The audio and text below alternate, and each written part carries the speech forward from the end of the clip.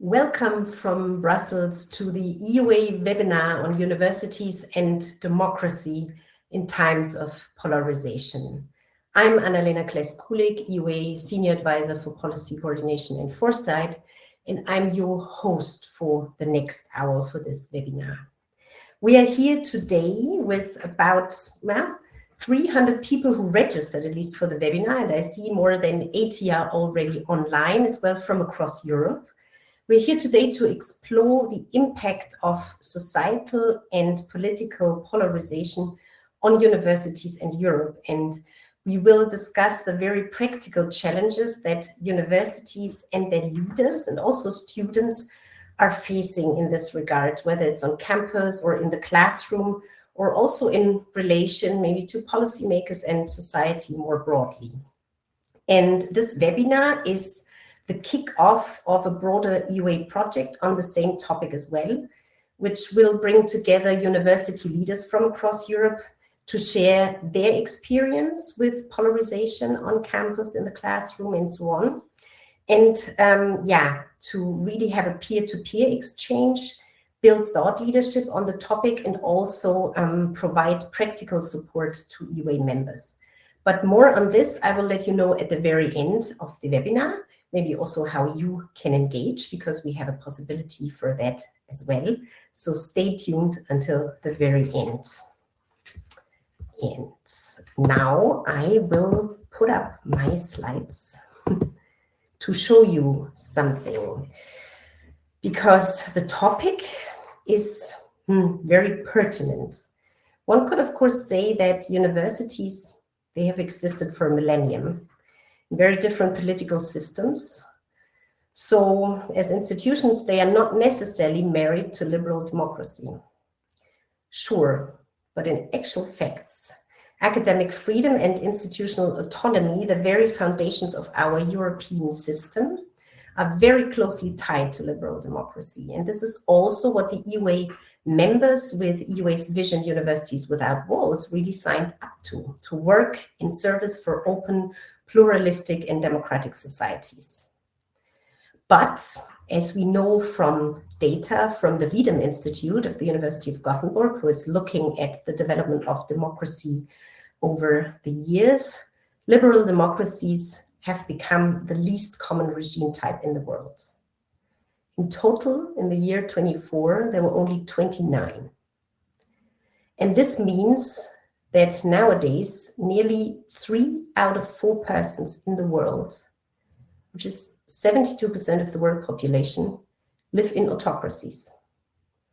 That is the highest number since 1978. And in 2025, 34 countries and territories have actually experienced statistically significant and substantially meaningful decline also in academic freedom compared to the 10 years before. While in 8 countries, we saw an increase. Electoral success of anti-pluralistic parties is also a potential driver of academic freedom decline, says the Wiedemann Institute and the Academic Freedom Index. Data over the past 50 years shows that academic freedom is at risk when anti-pluralistic parties get into government. And here's some more data from the Democracy Index. And you can actually see that over the past 20 years, things have deteriorated with regard to democracy. In comparison to 2004, the number of countries democratizing is shrinking in the world, while the number of countries autocratizing is high on the rise. And the freedom of expression is deteriorating in far more countries than it is improving. The same goes also for the quality of elections. This is, of course, just data. It's data from across the world, from different systems. But behind this data, there are stories. And behind this data, when we look at Europe, there are also EUA members, the European universities in these countries with different political systems and different local situations. Where we may say that, broadly speaking, in Europe, we also face polarization, which is not necessarily, of course, the same as a decline in democracy, but polarization is really testing democracy. And the question also for universities is then becoming, what are the boundaries of open, inclusive debate? Where can universities still ensure this, and what is their role to stand up when boundaries are maybe stepped over by people? It is my pleasure to welcome today the speakers with me who are here to exchange on this very important topic together. And we have with us, hopefully, Angelika Epple, EUA board member and rector of the University of Bielefeld in Germany. Then also James Livesey, professor of history at the University of Galway in Ireland, who will also have a bit of a historic view on the topic and can also share something maybe from his recent experience from a stay in the United States. And then we have Duarte Lodge, Executive Committee member of the European Students' Union, who has been for many years already engaged in student representation and will very much share the student perspective on this topic. And I'm very much looking forward.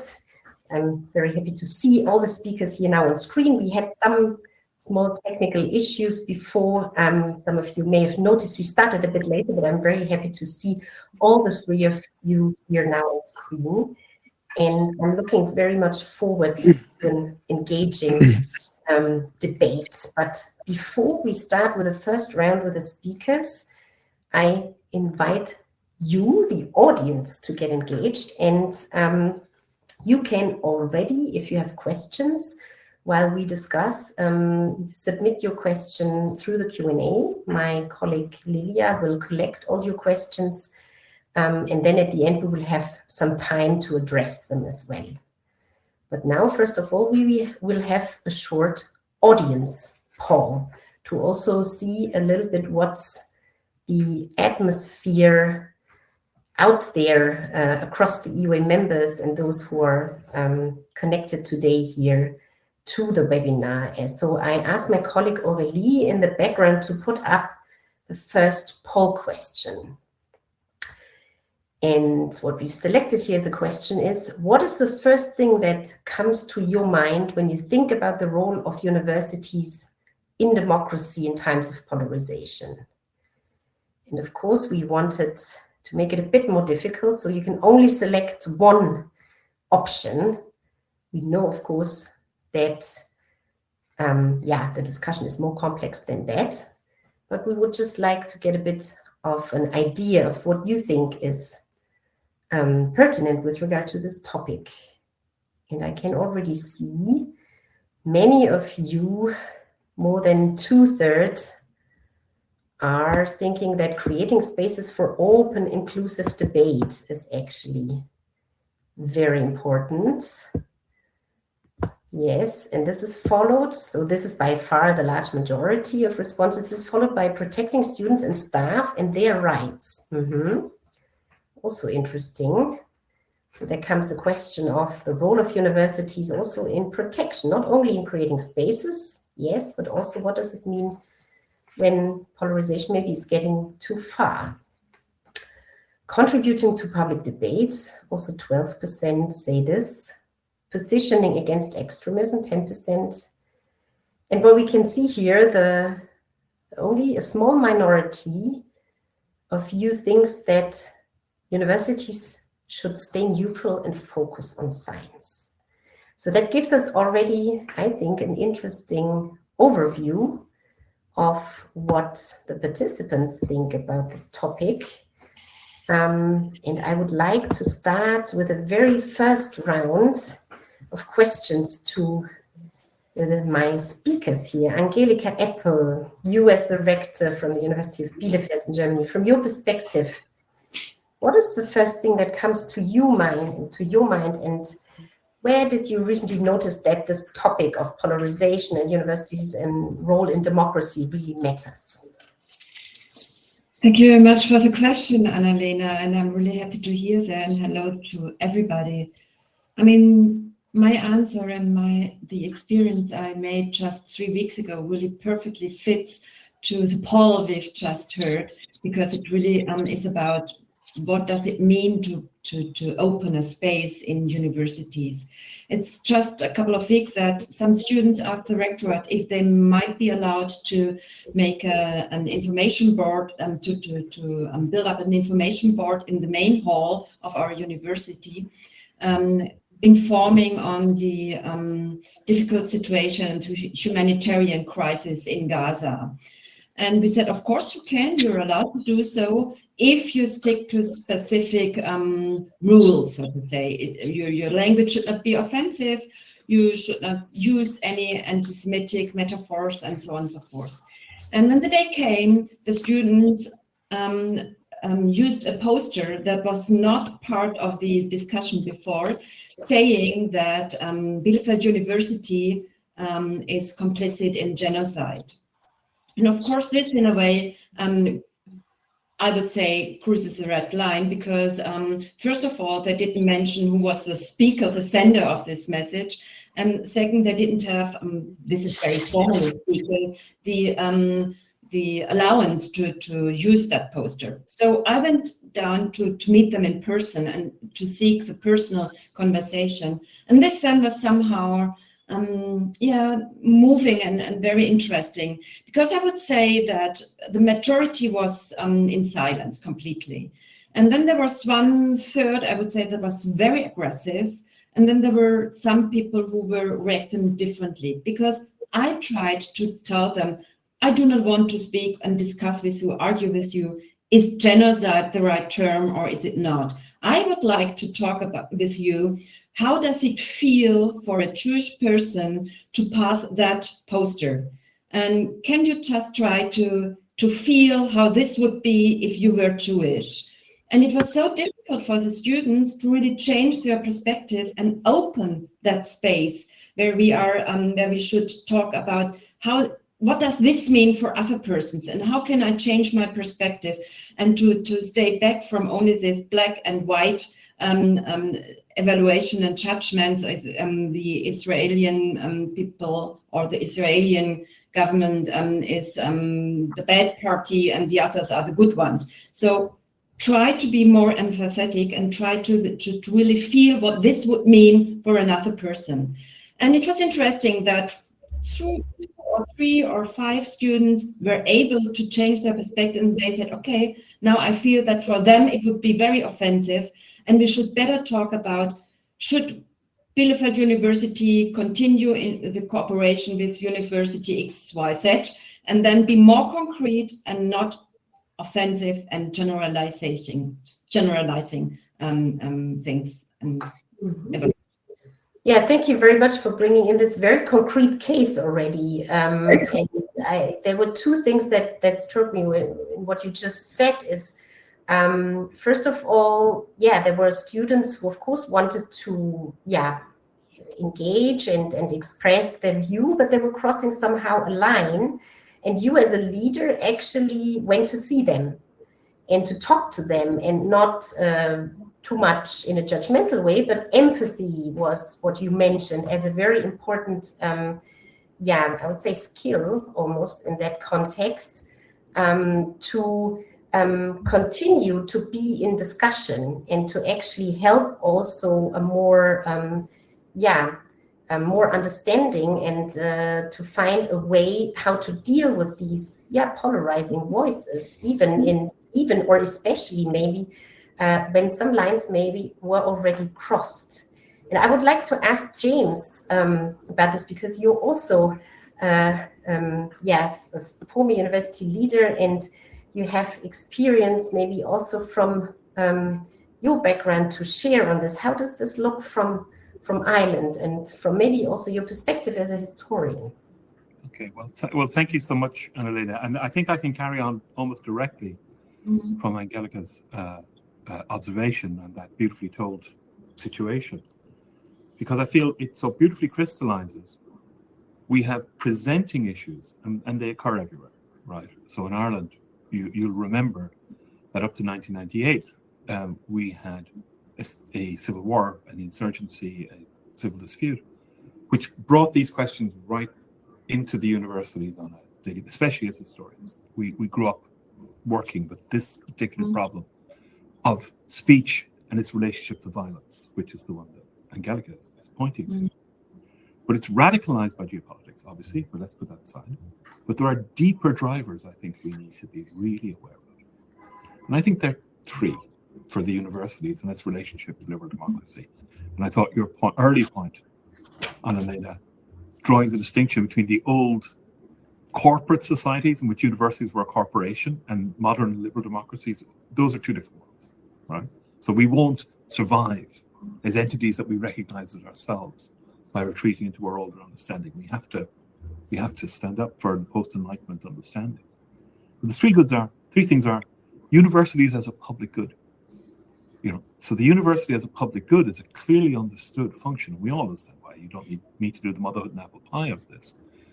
But in the circumstances we describe of polarization, and particularly, and this is the second one, of inequality, making the argument for public goods generally, and for as complex and hard to understand a public good as a university, is very, very difficult, right?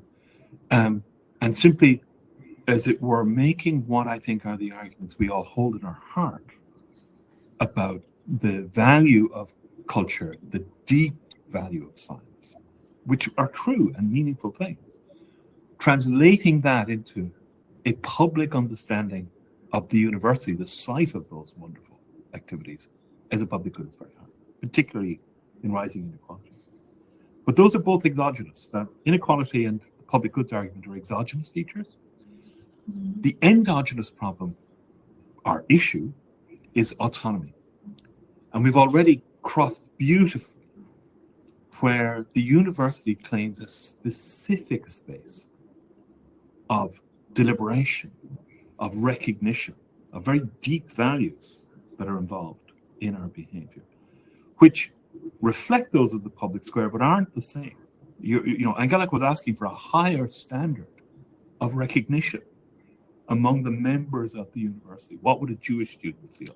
What would, you're asking for sympathy and a kind of collective understanding there. And how we understand university autonomy, if we're not simply a corporation, we're not retreating into the ancien regime, that to me is so to the point. And it's both a beautiful challenge, it's a real challenge. All those values, all that stuff about recognition and liberation, I think is powerful, but we have to instantiate it, and we have to show leadership the way Angelica showed it, of standing up and embodying those values, particularly, and this is because it's not a stable circumstance. Geopolitics is one thing, but that's obvious.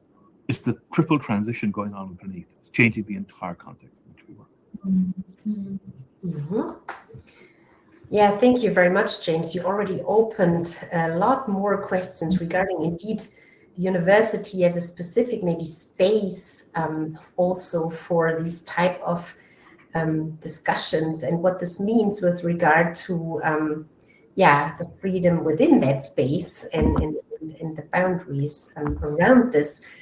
Before we may go a bit more into that, Duarte, I would also like to ask you, you heard now two university leaders speaking about this.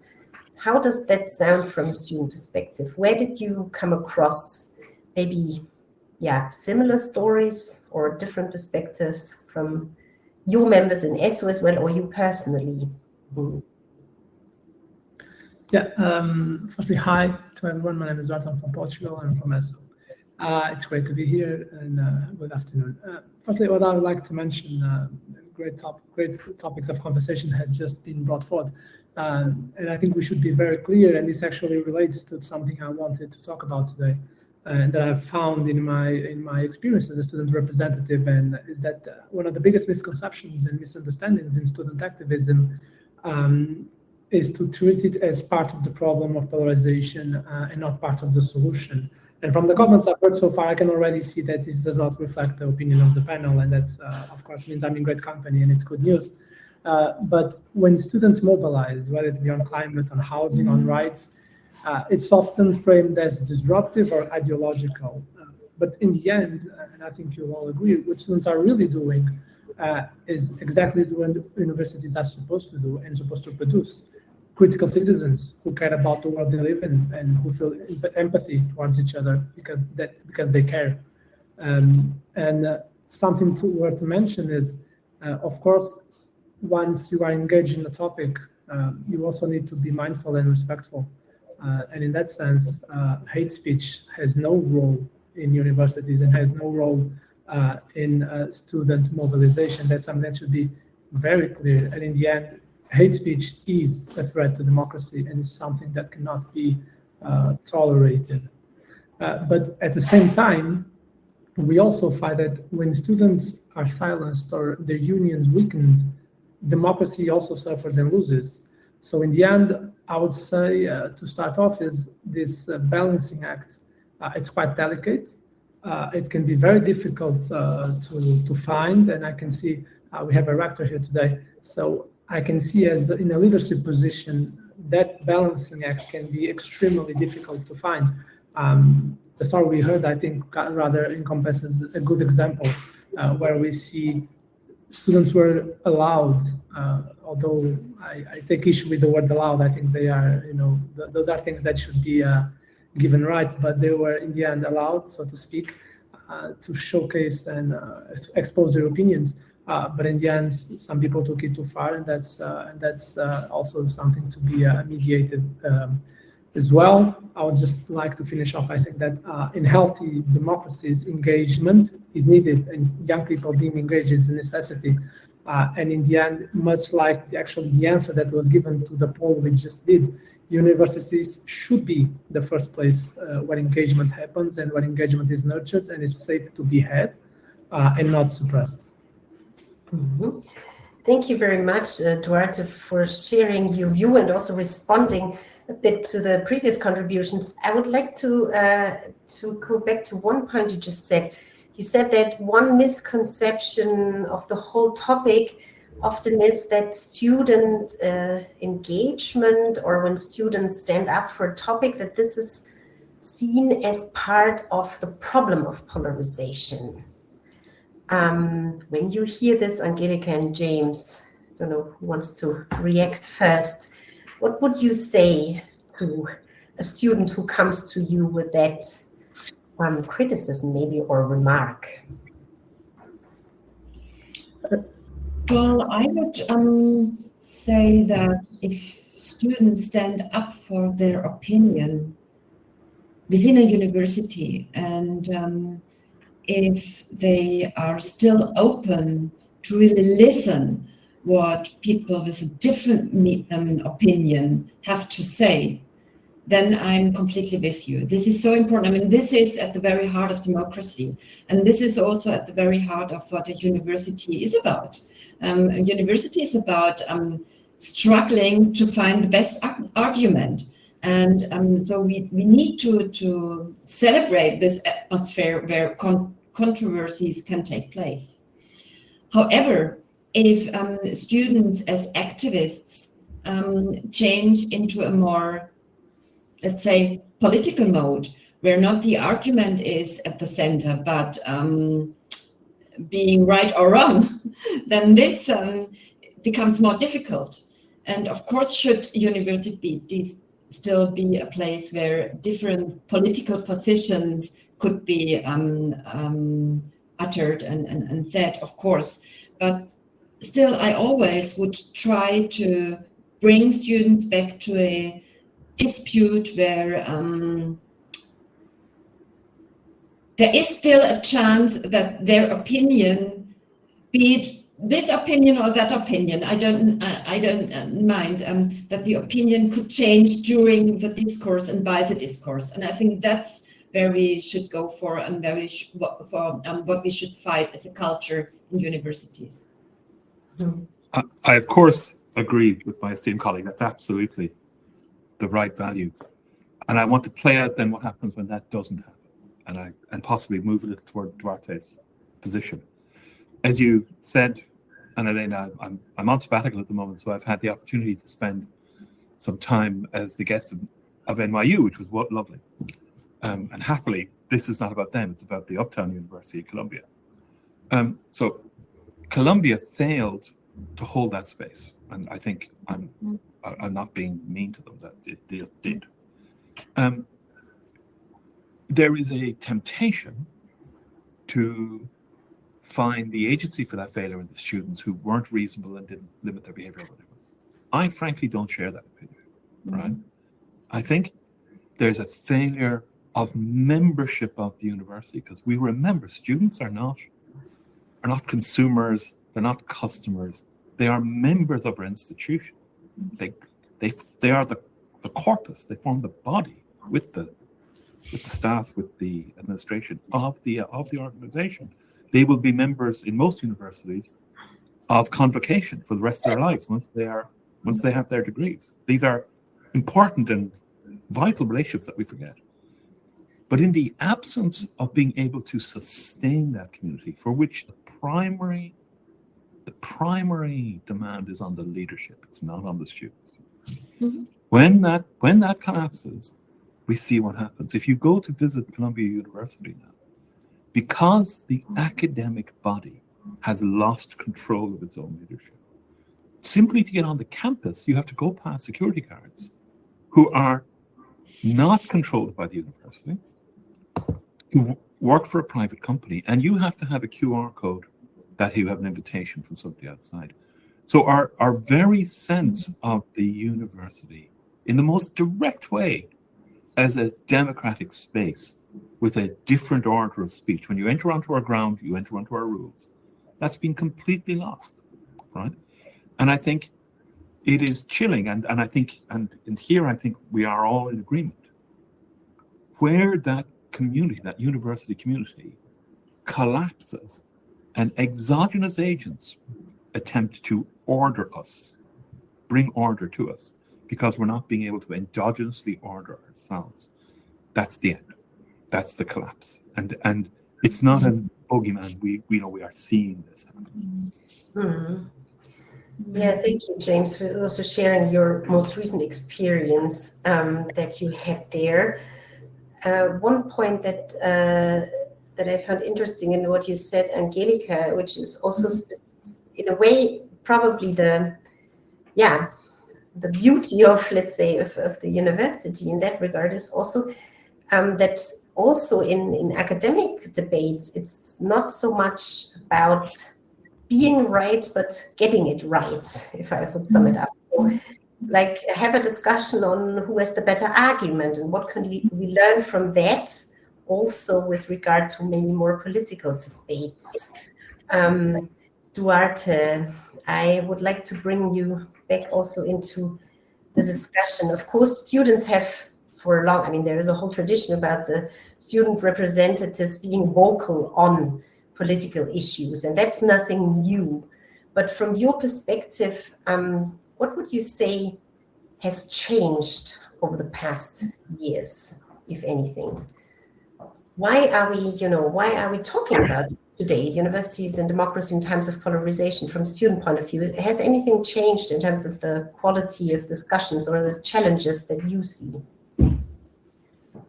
Yeah. So firstly, I would say that in regards to the challenges that students face, those are ever changing. They belong to which generation of students, I would take a guess. But some do remain, and actually they are what you might call classical issues or topics that students engage in. Without a question, student participation in universities, and specifically in decision-making bodies, this is something that students have advocated for decades now, and it's still very current. I will also give an example from my own country, from Portugal. We took a step back. We revised the education law in 2007, and we took decision-making power that students had at the time back a few steps.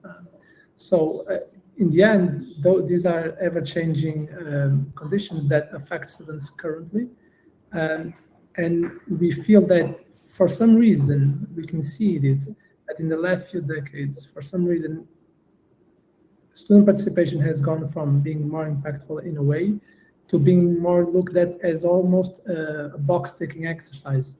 I see more and more examples around me where student voices seem more and more tokenistic, like university leaderships or institutions having like an advisory council on youth. But why do you have that? What does it do? Does it have an effect? Does it actually change decisions in your organization? And in the end, we see that it's a consultation that has no effect. In the end, we see often that decisions are put before a group of young people, students, and we see that those decisions are already made.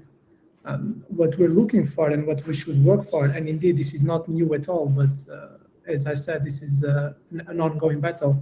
We need to move on to co-creation, to co-decision making.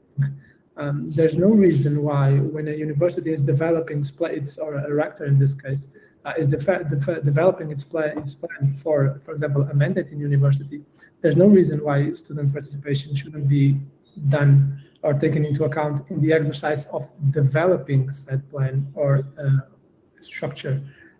Students, as it has been stated, for example, by James, are a lively part of universities, and they should be looked at as a lively part of those universities. And secondly, because I really need to mention this point, as when it comes to challenges, it hasn't been mentioned directly yet, but I think it's very consequent, is the material conditions in which students are in what conditions they have when they exercise their democratic rights. We need to take into account that, and this is something I faced many times. I took about 1 year off completely for student representation and 2 years sort of off. So I put much of my time into student representation, much more than the average student, because I could. That might have not have been the case. Indeed, it was. But what we need to take into account is that sometimes I feel like perhaps staff or faculty might lose focus that students have a role in universities which is central, and that role is to study. And faculty, in the end, faculty is there to do their job, to teach or to run the university. The students need to do all of their studies, and they, in their free time, choose to do democratic or participation work. This is something that means that students might not have the entirely of their time to put forward this in these topics, and that's something that should be taken as a limitation. But it should mean for institutional leadership that they should develop mechanisms to ensure that students can participate in their limited availability. And finally, and also relevant, there's a social dimension aspect to this, where some students work, some students struggle with mental health, some students don't have the best rooms or apartments or so on and so forth, or no apartments at all, and do huge commutes for universities. And what I mean by this is that this kind of social support should also be seen by university leadership as something that is key for democratic participation. Students need to have favorable conditions to participate. Thank you, Duarte. That was a good perspective you're giving us on student involvement, also the challenges around it, of course, because you're studying at the same time, and that comes with a lot of challenges as well if you, on top of that, spend time on actually getting engaged. And there was a question I would like to take in this relation from the participants here. One question from Ottawa, from Anush, and she says, thank you for the vital conversation. and she's asking, actually, to what extent is it actually the responsibility of universities to model democratic behavior or to model democracy? That's coming a bit back. We're not only talking about student representatives, but also, staff is there as well, academic, non-academic staff. To what extent do you think that it is the role of university, or maybe not? Where are the limits to that, to model democratic behavior or decision making? Okay, if I might, I think I think that it's really important, and I know this is kind of a bit boring, but that we actually use our actual structures. So I think one of the most important and I think difficult and negative aspects of university life over the past 20 years has been the depowering of university senates. So the self-governance of academic institutions by academics. And I think it's very negative and in many ways unnecessary tension between university executives and the academic body has emerged. So we have institutions, and the word I would use here, which have deliberative norms built into them. I was very interested when Duarte used that word, consultation, because so often consultation is so unsatisfying for everybody involved, right? Whereas deliberation is a far more satisfying relationship. It may be more demanding. And also, deliberation is a much more, how do I put this, demanding and controlling form. And coming back to Anusha's point, how do we model democracy? We model democracy not by supporting this as that political party or even producing, policy, even though that's very important in many ways. We model democracy by our authentic evocation and display of deliberative process. And that, I don't think, needs a lot of institutional innovation. It means that we actually mean our academic structures. Mm-hmm. If I may continue, much like what you've been saying, and I also would like to take up, Duarte, what you said, that you used the term co-creation. And I think this is a pretty good term to explain how the ideal of a democratic institution should look like. So and this is really so important, that the academic structures in self-government really work and that they are still in charge. So I'm happy to be director of a university that's called Reformed University, which means that the academic self-governance is very strong. So we still do have, I'm really happy about that we really do have a very strong academic senate. And there, of course, all groups of members are part of.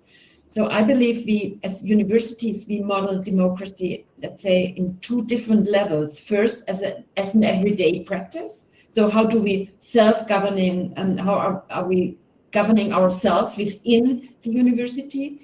And the second level would be, how do we try to also make our students and our staff as well be able to think critically about our democracy outside the university. So I think there are two different kinds of modeling democracy, and it's because I'm as a historian, I'm maybe James, that's same with you. I'm really very practical in a way. So I believe that what we are doing in everyday life, it's so important. So we should really look at how are we dealing with each other, and do we the students have a say? And nothing is more frustrating as if you really think about you could improve the structures, and then you utter it and you make your point, and then nothing changes. I think nothing is more frustrating than this. Thank you very much, Angelika, for bringing also up this other, let's say, perspective. We talked now about how universities can model democracy inside, but the question nowadays, with what's happening in the world, is also probably to what extent should universities position themselves towards the outside? You were talking about, of course, universities also have the role to critically reflect on any kind of political system as part of the research and the social science, of course. To what extent do you think, and I would maybe start with a student perspective, Duarte, universities should also towards the outside or towards society, maybe even towards policymakers who trying to challenge or threaten democratic structures, universities should actually stand up? Should they or should they not? In a blanket statement, the answer is yes. If someone is trying to cut or to create obstacles for universities or higher institution is trying to create obstacles, then for sure that university should stand for itself and its values. I'm sure they are somewhere written in the principles of the organization. It must say they defend autonomy. So in that sense, a very blanket statement, yes, for sure. But also to touch on the previous point on modeling democratic practices within universities and so on. Just to give a point as well, I very much agree with James when he mentioned I think we devalue our own institutions at times.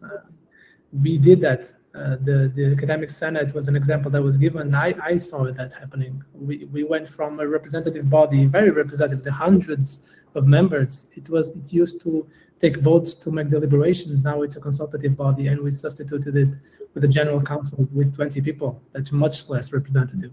So this is a specific example where we took steps back because at some point someone felt like control was needed. I wonder why, because it seems like universities were also doing quite well 20 years ago. So I wonder why we changed. But also how I think that universities can, in a way, not model democracy within them, but I do think they have a responsibility to provide means. What do I mean by means? I mean spaces. I mean at some point, and sometimes funding as well.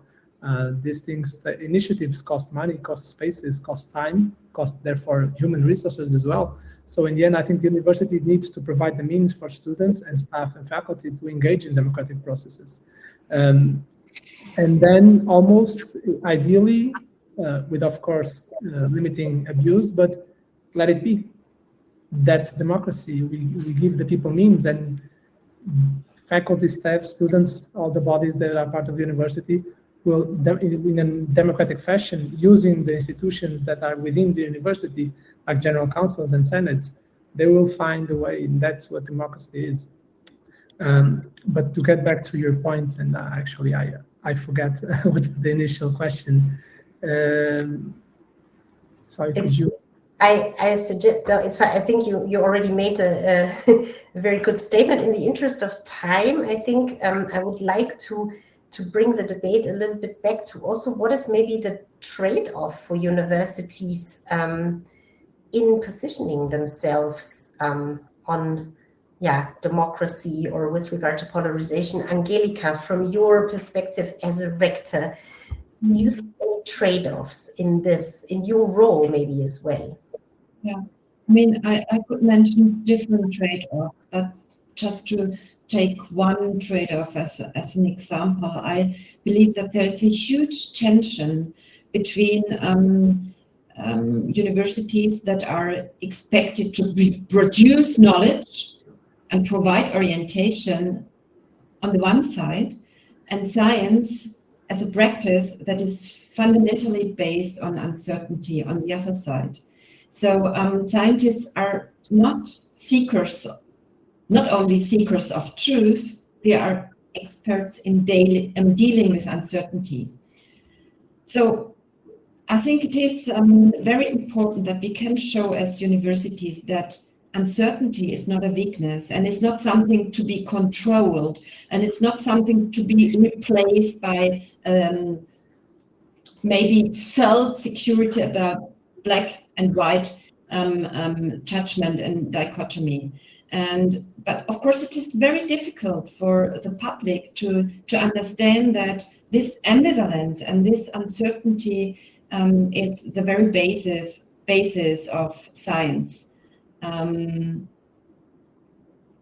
of course, should we try to help society navigate complexity and somehow also provide stability. But we should be very clear about that. We do not look for firm, never changeable positions, but for things that we try to understand every time even better.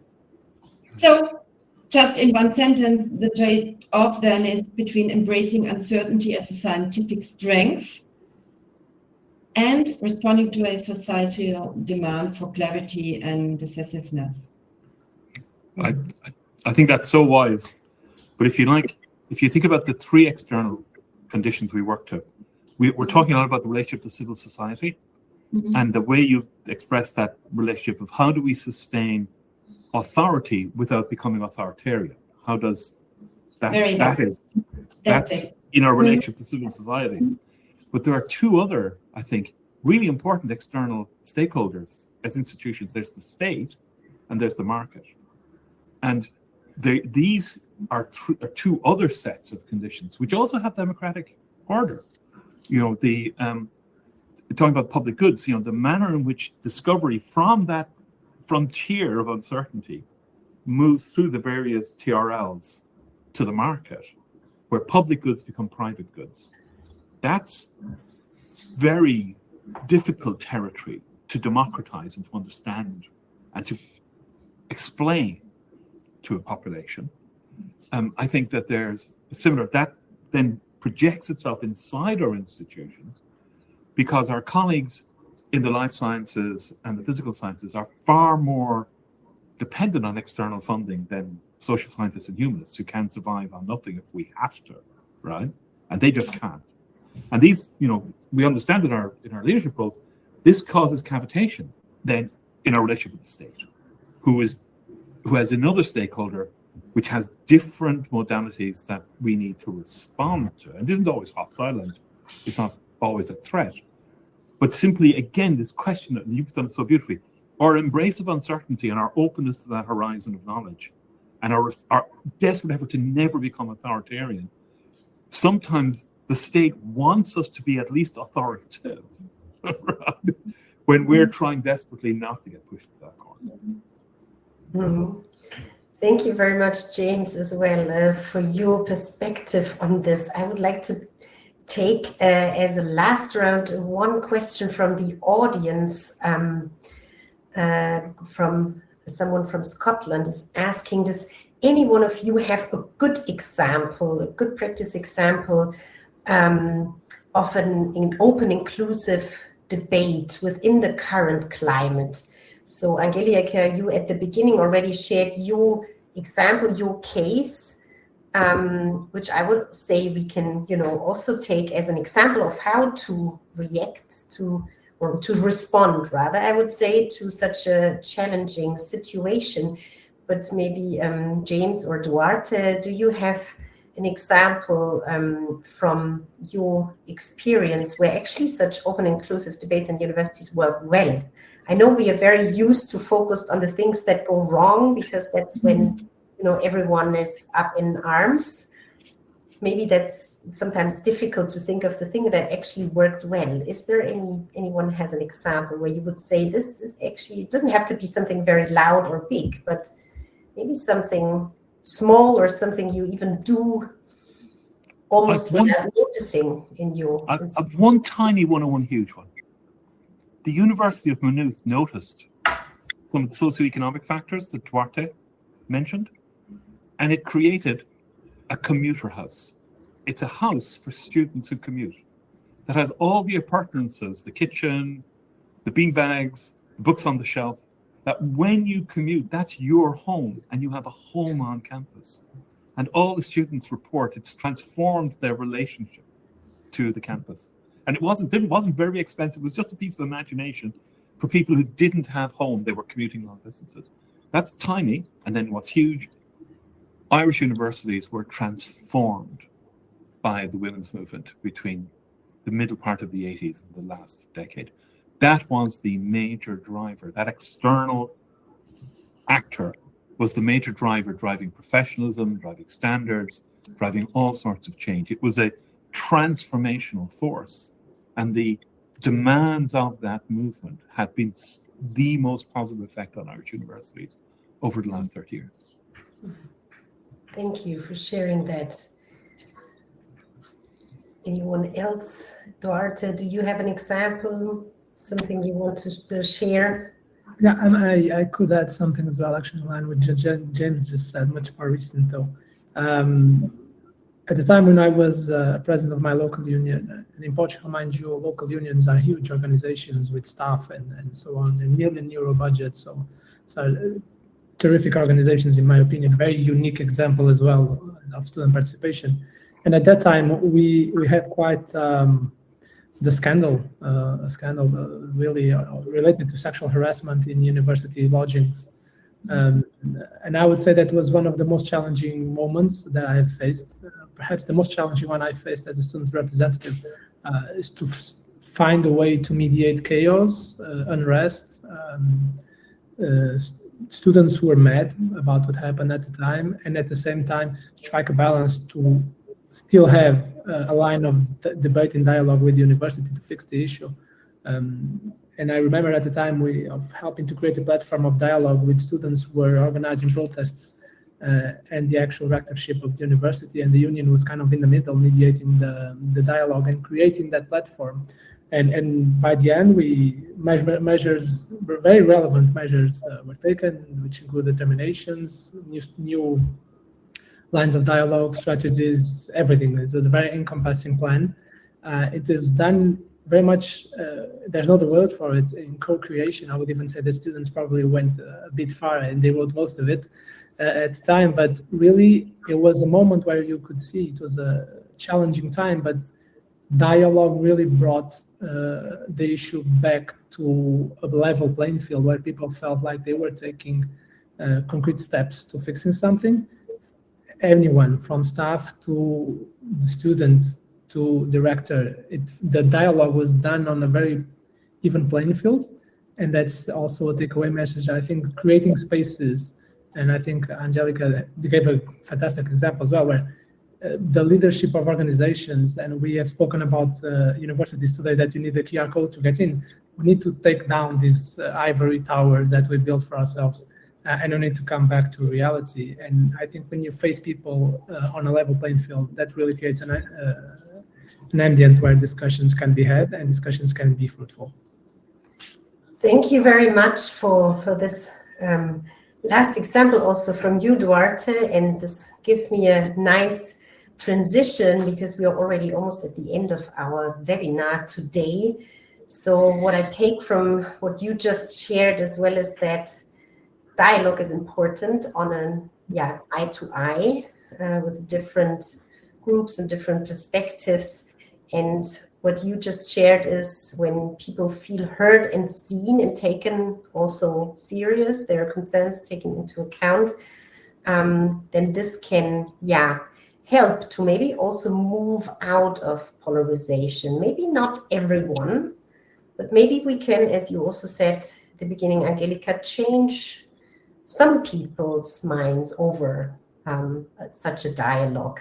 And it comes back to what participants voted as the highest at the beginning, creating spaces for open and inclusive dialogue.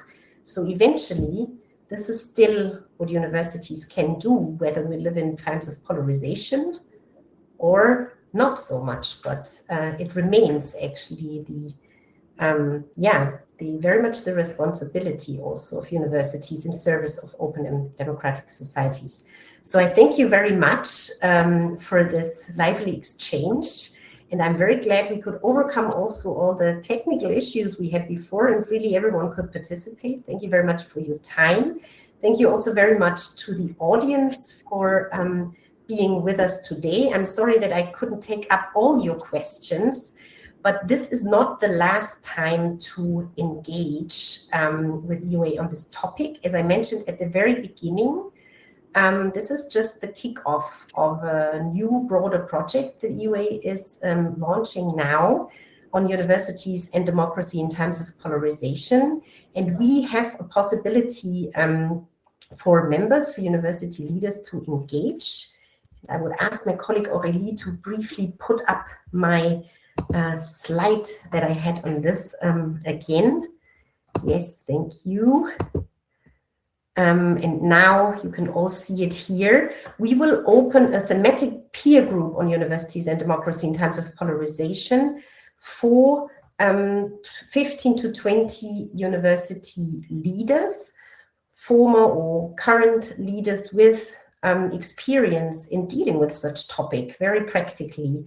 So the idea is to create a peer-to-peer exchange over several meetings. The group will meet at least 3 times, twice online, once physically in Brussels. And the aim is to provide a safe space for exchanging, like a bit like we did today, but going even more in depth about different stories, experiences, and also then out of this develop sort of a practical toolkit with practical stories, experience supporting universities in still creating this open and inclusive space for exchange, even in very challenging times. The deadline for applications is 30th of January, so you can just scan the QR code or go on the EUA website if you would like to know more. And you're very welcome to spread the word also to your network. We very much welcome any application from EUA members, former and current university leaders who want to engage. We would really like to have a group with people from across Europe to really also take into account the different local and specific situations, because today we had an exchange with people from 3 countries, but of course we know that situations are a bit different, and often this exchange across Europe can also help to reflect on your own challenges and just simply create support through being heard and also being seen by your peers. So thank you very much for today. And with that, I close this webinar. Yeah. Thanks to you, and bye-bye to everybody. Thanks, everyone. Bye.